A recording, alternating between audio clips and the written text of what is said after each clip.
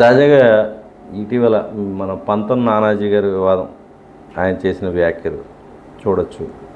ఇటీవల ఒక సీనియర్ కాంగ్రెస్ నాయకుడు స్థానిక ఎమ్మెల్యేని ఉద్దేశించి మాట్లాడిన మాటలు, ఇంకొక సీనియర్ బీజేపీ నాయకుడు, ఒక హోదాలో ఉన్న వ్యక్తి మాజీ ఎంపీని ఉద్దేశించి మాట్లాడిన మాటలు ఎలా చూడాలి? ఈ మూడు పార్టీలు వాడుతున్న భాషని, సీనియర్ నాయకులుగా ఉన్నవాళ్ళు చేస్తున్న మాటలు ఏ విధంగా చూడాలి? ప్రధానంగా మొట్టమొదటిగా మనం జనసేన ఎమ్మెల్యే పంతం నానాజీ కాకినాడ తోట త్రిమూర్తులు వైఎస్ఆర్ కాంగ్రెస్ పార్టీకి చెందినటువంటి కాపులతోటి ఒక ఆత్మీయ సమావేశం వెంకటాయపాలెంలో నిర్వహిస్తున్నటువంటి పరిస్థితుల్లో చాలా తీవ్రమైనటువంటి భరించలేనటువంటి భాషతోటి వాళ్ళ యొక్క అధినాయకుడిని దూషిస్తూ అతను మాట్లాడటం అనేది చాలా ఘోరం. ఎందుకంటే ఈ రాష్ట్రానికి మనకు మాజీ ముఖ్యమంత్రి అతను. ఆ స్థాయిలో ఉన్నటువంటి వ్యక్తిని అటువంటి పదాలతోటి, అటువంటి బూతు భాషను ఉపయోగించి దూషించటం అనేది అందరికీ కూడా బాధ కలిగించింది. దానివల్ల ఆయన పార్టీలో ఆయనకి ఏదన్నా రేటింగ్ 1, 2, 3 ఏదన్నా వస్తుందేమో. కానీ ఎందుకంటే రాజకీయ పార్టీలు ఈ మధ్యకాలంలో ఏ విధంగా ఉన్నాయంటే, పార్టీలో నాయకులు ఎవరు ఎక్కువ దూషిస్తే వాళ్ళకి గ్రేడింగ్ ఇచ్చే పరిస్థితుల్లో రాజకీయ పార్టీలు తయారయ్యాయి. కాబట్టి వాళ్ళకి ఆ గ్రేడింగ్ ఏదన్నా వస్తుంది అనే భావంతో ఆ విధంగా మాట్లాడాలని అనుకోవాలి. ఎందుకంటే గతంలో బొలిశెట్టి శ్రీనివాస్ కూడా ఇదే విధంగా తాడేపల్లిగూడెం మాట్లాడేవాడు, చాలా అగ్రెసివ్ మేనర్లో. అతనికి ఈ మధ్యకాలంలో పాపం వాళ్ళ నాయకుడు పక్కన పెట్టుకొని మన బొలిశెట్టి కంటే గొప్పవాళ్ళు లేడనే ప్రొజెక్షన్ ఇవ్వడంతో ఇతను కూడా అటువంటి స్థానాన్ని ఆశించి ఈ విధంగా రియాక్ట్ అయ్యాడని అనుకోవాలి. కానీ చాలా తప్పు దీన్ని. ఎందుకంటే వైఎస్ఆర్ కాంగ్రెస్ పార్టీ కానీ, ఒక కమ్యూనిస్ట్ పార్టీ కానీ, ఒక బీజేపీ కానీ, లేక ఇంకా ఎన్నో పార్టీలు ఉంటే ఈ పార్టీలో ఉన్న కాపులందరూ కాపులు కాదా? వీళ్ళందరూ కాపులే కదా. రాజకీయం అనేది ఎవరిష్టం వచ్చినట్టు వాళ్ళు ఎంచుకోవచ్చు, ఎంచుకునే ఆప్షన్ ఉంది. కాబట్టి ఎవరికి నచ్చిన పార్టీలోకి వాళ్ళు వెళతారు. వెళ్ళినంత మాత్రాన వాళ్ళు మనవాళ్ళు కాదనే భావంతో మీరు ప్రవర్తిస్తున్న తీరు మటుకి చాలా తప్పు. అసలు మీరు ఎందుకు కూడా ఈ విధంగా చేస్తున్నారు, కాపులను దూషిస్తున్నారో కూడా తెలియదు. ఎందుకంటే మీ అధినాయకుడు కూడా ఈ మధ్యకాలంలో నేను కులరహిత సమాజాన్ని నిర్మించడానికి రాజకీయాల్లోకి వచ్చాను, కులం అనేది నాకు లేదు అనే భావంతో ఉన్నాడు. కానీ మీరు ఈ విధంగా ఏదో కాపులు, మీరు అయ్యా కాకపోవచ్చు, కానీ ఎక్కడో కాపులు మీటింగ్ పెట్టుకుంటే దాని మీద మీరు ఈ విధంగా తీవ్రమైన పరిస్థితులతో విధంగా మాట్లాడటం కరెక్ట్ కాదు. నానాజీ గారు, మేమందరం కూడా రాజకీయాల్లో ఉన్నటువంటి మనుషులు, మేము కూడా వడ్డీవారం. మీరు మేము చంటిబాబు గారి దగ్గర నుంచి, గాంధీ మోహన్ దగ్గర నుంచి అందరినీ కూడా చూసాము. ఇప్పుడు కూడా చదువు లేనటువంటి పంతం పద్మనాభం గారు కూడా ఎంతో ఆప్యాయంగా పిలిచేవాడు ప్రతివాడిని. మేమందరం మామయ్య అనేవాళ్ళం.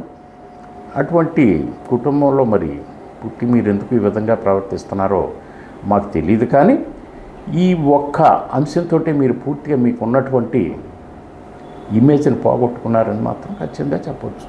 మిగిలిన ఇన్సిడెంట్లు సో ఈ మధ్యకాలంలో ఈ రాజమండ్రి అంశాన్ని, మోరంపూడి ఫ్లైఓవర్ అంశాన్ని గొప్పగా చెప్పుకోవచ్చు. ఎందుకంటే మోరంపూడి జంక్షన్ నుంచి నేషనల్ హైవే పాస్ అయిపోయిన తరువాత కొన్ని వేల మంది ప్రాణాలు కోల్పోయారు ఆ జంక్షన్లో. అటువంటి దానికోసం గతంలో జక్కంపూడి రామ్మోహన్ రావు ఉన్న టైం నుంచి, ఆ తర్వాత విజయలక్ష్మి గారు, ఆ తర్వాత జక్కంపూడి రాజా గారు, మేమందరం కూడా ఎంతో కూడా మోరంపూడి ఫ్లైఓవర్ రావాలి, ఈ ప్రజల ప్రాణాలు రక్షించాలనే భావంతో ఎన్నో దాని మీద రాస్తారోకులు కానీ, హైవే బ్లాకింగ్లు కానీ, లేకపోతే వర్షపు నీటితోటి 2-3 రోజులు చెరువు కింద నిండిపోయి అదంతా కూడా ఆ చుట్టుపక్కల ఉన్న ఇళ్లలో కూడా నివసించలేని పరిస్థితి ఉన్నటువంటి రోజుల్లో కూడా ఆనాడు జక్కంపూడి విజయలక్ష్మి గారు కూడా పడవలు వేసుకొని చేపలు పట్టే ప్రక్రియను కూడా నిర్వహించి ప్రభుత్వానికి కళ్ళు తెరిపించాలని ఎన్నో చేసింది ఆవిడ. మేమందరం కూడా ఆ కార్యక్రమాల్లో ఎప్పుడు కూడా ఆవిడతోటి ఉన్నాము. అటువంటి ప్రక్రియను మురళీమోహన్ ఎంపీ అయిన తరువాత 2014లో ఎంపీ అయిన తర్వాత నితిన్ గడ్కరీ గారు దానికి 56 కోట్లు ఎంతో ఫ్లైఓవర్కి శాంక్షన్ చేసి దానికి శంకుస్థాపన చేయడం ఏదో జరిగిన తర్వాత దాన్ని రకరకాలుగా ఈయన డిలే చేసి చివరికి ఏంటంటే అది సాయిల్ టెస్ట్ ఫెయిల్ అయిందనే నెపంతో దాన్ని పూర్తిగా పక్కన పెట్టేశాడు. ఫండ్స్ కూడా బ్యాక్ అయిపోయినాయి అవన్నీ కూడా సెంట్రల్ గవర్నమెంట్కి. అటువంటి స్థితిలో కొత్తగా వచ్చినటువంటి యువకుడు ఈ భరత్రామ్ దాన్ని పట్టుకొని ఈ మారంపూడి జంక్షన్ ఫ్లైఓవర్ ఎటువంటి పరిస్థితుల్లో తీసుకురావాలనే ఒక గట్టి ప్రయత్నంతో మళ్ళీ ఆ ఫండ్స్ని వెనక్కి తీసుకువచ్చి తన సైట్లోనే ఆ వర్క్కి కావాల్సినటువంటి పనులన్నీ కూడా తన యొక్క సొంత స్థలంలో నిర్వహించి 1 సంవత్సరంలోపు దాన్ని పూర్తిగా కంప్లీట్ చేసి ఈ రాజమండ్రి ప్రధానికానికి అందించాడు. ఈలోపు ఎలక్షన్ రావటం, పాపం అతను ఓడిపోవటం, ప్రభుత్వాలు మారిపోవటం, ఇవన్నీ కూడా సాధారణ ప్రక్రియ కింద జరిగిపోయింది.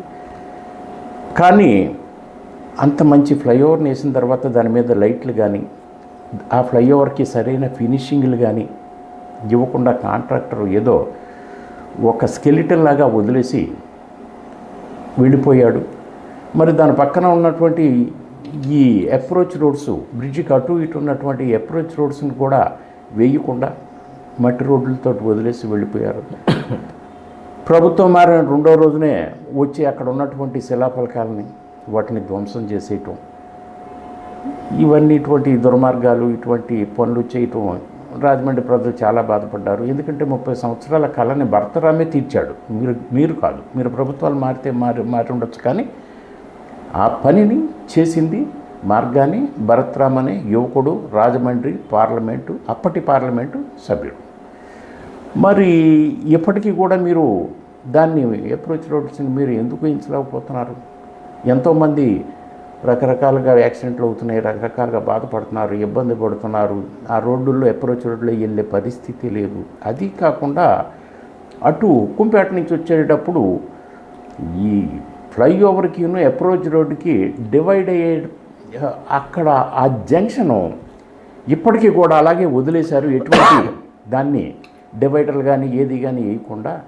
కానీ భయంకరమైనటువంటి ఘోరమైన యాక్సిడెంట్లు మనం చూడవలసిన పరిస్థితి అతి తొందరలో మనకి కనపడతాయి. అక్కడ చాలామంది యాక్సిడెంట్లు కాళ్ళు చేతులు ఇరిగిపోతున్నాయి. ఎందుకంటే లారీలు చాలా హై స్పీడ్స్ తోటి, వెహికల్స్ కార్లు చాలా హై స్పీడ్స్తో వస్తుంటే వీళ్ళు పాపం మోటార్ సైకిల్ వేసుకొని గబుక్కున హైవేలోంచి ఇటు అప్రోచ్ రోడ్డుకు వచ్చే పరిస్థితుల్లో ఈ యాక్సిడెంట్లు అయిపోతున్నాయి. ఇసుక మట్టి లారీలు టన్నేజెస్ ఒక 40 టన్నుల లారీలు ఇవన్నీ కూడా ఎంతో స్పీడ్తో వెళ్ళిపోతున్నాయి. మరి అటువంటి అంశాన్ని కూడా మీరు పట్టించుకోకుండా 2 సంవత్సరాలు అయింది. అప్పుడే కొత్త ప్రభుత్వం వచ్చి 2 సంవత్సరాలు అయింది. యువకుడైనటువంటి ఇంకొక కుర్రోడు ఎమ్మెల్యే అయ్యాడు రాజమండ్రికి, సంతోషించారు అందరూ. ఇప్పుడు కూడా యువతరాన్ని ఆహ్వానించవలసినటువంటి పరిస్థితి ఈ దేశంలో ఎప్పుడూ ఉంటుంది. కానీ మీరు ఇవన్నీ కూడా ఏంటంటే రాజకీయ కక్షలు పెట్టుకోకుండా ప్రజాశ్రేయస్సుని దృష్టిలో పెట్టుకొని ఎప్పుడు కూడా ఒకళ్ళు చేసింది మనం పాడు చేయటం, ఒకళ్ళు చేసింది మనం చేయటం ఏమిటి అనే భావన కాకుండా ప్రతి పని కూడా మనం చేసాము, మనము చెయ్యాలి, వాడు చేసినది కాదు మనము కూడా చెయ్యాలనే భావంతో ఈ దేశం కోసం మీరు కష్టపడితేనే ఈ దేశం అభివృద్ధి చెందుతుంది. అంతేగాని ఎవడో చేసిన దాన్ని మనం చేయటం ఏంటి, ఎవడో బాగా చేసిన దాన్ని ఆడి పేరు మీద ఉండటం ఏంటి, పేర్లు మార్చుకోవటం, దాన్ని పడగొడటం, దాన్ని రకరకాలుగా పాడు చేయాలని కోరుకోవటం, ఇవన్నీ కూడా ప్రజలు హర్షించరు. ఈ రోజున అధికారం మన చేతుల్లో ఉంది, 10 మంది మన వెనక చేరి చప్పట్లు కొడుతున్నారేమో, కానీ భవిష్యత్తులో ఏదైనా రాజకీయ మార్పు సంభవిస్తే ఖచ్చితంగా ఇవన్నీ కూడా దాని మీద ప్రభావాన్ని చూపిస్తాయి. కాబట్టి మీరందరూ కూడా ఏంటంటే కుర్రవాళ్ళు, మీరు వచ్చారు, ఈ రాజకీయంలోకి వచ్చారు, ఇవాళ అధికారంలోకి వచ్చారు, మీరు చక్కటి ఇంకొక విషయం మీకు పిల్లలకి మీకు చెప్పేది ఏంటంటే ముందు మీరు చక్కటి భాష వాడటం నేర్చుకోండి. ఈ రాజకీయంలో ఏ ఒక్కరిని దూషించకండి. మీ నోటెమ్మట చెడు మాట వినబడిందంటే దాన్ని 10 మంది ఆదర్శంగా మీ వెనకాల ఉన్న యువతరం తీసుకుంటుంది. మా నాయకుడే తిట్టాడు కాబట్టి మనం ఎందుకు తిట్టకూడదని భావంతో ఉంటారు. మనం ఎంత నిబద్ధతతో ఉంటామో మన వెనకుండే కేడర్ కానీ మన కార్యకర్తలు కానీ మన అనుచరులు కానీ మనల్ని అనుసరిస్తారు ఇప్పుడు కూడా.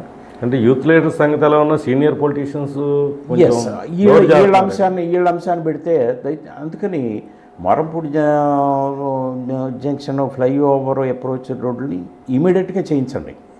అది భరతరామ్ వేసాడు కాదు, భరతరామ్ కాదు, ఈ దేశం వేసింది, నా ప్రభుత్వం వేసింది.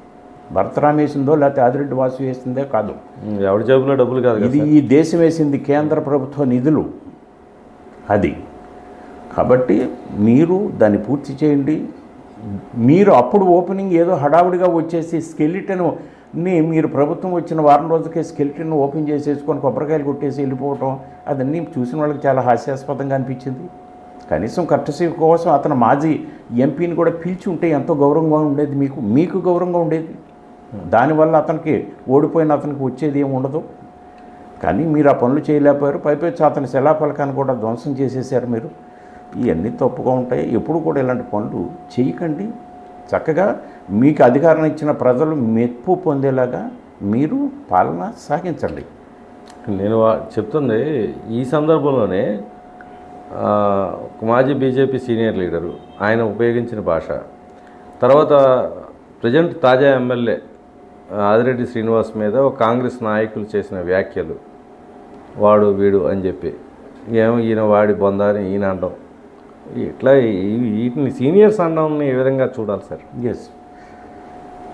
సో ప్రజెంట్ రీసెంట్గా ఒక బీజేపీ సీనియర్ నాయకుడి రాష్ట్రంలో మార్గాని భరత్ని వాడి బొంద వాడికేం తెలుసు అనే మాటలు మాట్లాడటం, దాని మీద రకరకాలుగా వ్యాఖ్యానాలు రావటం, రకరకాలుగా ఈ రియాక్షన్స్ రావటం, ఇవన్నీ కూడా చాలా తప్పు.